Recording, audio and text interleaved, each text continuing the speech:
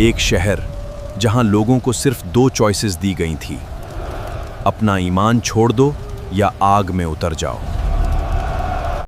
लेकिन सवाल ये है, ये लोग कौन थे और एक बादशाह ने इनके खिलाफ इतना बड़ा जुल्म क्यों किया? आज हम सही हदीस में बयान की गई अशहाबुल उखदूद की एक ऐसी कहानी जानेंगे जहां ईमान की कीमत जान थी।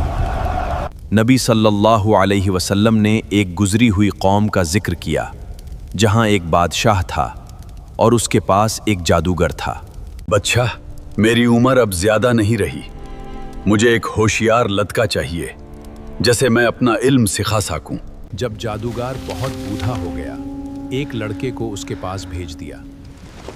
अब वो रोज जादूगर से उसका इल्म सीखने जाता। लेकिन जादूगर के पास जाते हुए उसके रास्ते में एक राहिब बैठा करता था। एक तरफ जादूगर का इल्म था और दूसरी तरफ राहिब की बातें। धीरे धीरे उसका दिल अल्लाह की तरफ झुकने लगा। फिर एक दिन एक बड़ा दरिंदा लोगों का रास्ता रोककर खड़ा हो गया। लोग डरकर पीछे हटने लगे और कोई आगे बढ़ने की हिम्मत नहीं कर रहा था। लड़के ने कहा, आज पता चल जाएगा कि राहिब का रास्ता हक है या जादूगर का। फिर उसने अल्लाह से दुआ की, या अल्लाह, अगर राहिब का मामला तुझे ज्यादा पसंद है तो इस दरिंदे को खत्म कर दे। अल्लाह के हुक्म से वह दरिंदा गिर गया और लोगों का रास्ता खुल गया। लड़के ने यह बात राहिब को बताई। राहिब ने उससे कहा, बेटा, आज तुम मुझसे आगे निकल गए हो, तुम्हारा इम्तिहान जल्द आने वाला है। और फिर राहिब ने उसे समझाया, अगर तुम्हें पकड़ा जाए तो मेरा नाम मत बताना। अब लोग उस नौजवान के पास अपनी परेशानियां लेकर आने लगे। वह खुद कोई शिफा देने का दावा नहीं करता था, बल्कि कहता था, मैं किसी को शिफा नहीं देता, शिफा तो अल्लाह देता है। ऐ अल्लाह, इस पर अपनी रहमत नाजिल फरमा। लेकिन ये बात ज्यादा देर तक छुपी न रह सकी। जब बादशाह को पता चला कि लोग अल्लाह पर ईमान ला रहे हैं तो उसका गुस्सा भड़क उठा। फिर बादशाह ने उस नौजवान को पहाड़ पर ले जाने का हुक्म दिया।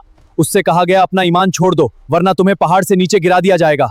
मैं कभी अपना ईमान नहीं छोड़ूंगा। फिर उसे समंदर में ले जाया गया, लेकिन अल्लाह ने उसे फिर बचा लिया। उसने कहा, लोगों को एक मैदान में जमा करो, मुझे एक पेड़ के तने से बांधो, फिर तीर निकाल कर कहना, अल्लाह के नाम से जो इस लड़के का रब है। बादशाह ने ऐसा ही किया और वह नौजवान शहीद हो गया। लोगों ने पुकार उठकर कहा, हम इस लड़के के रब पर ईमान लाए।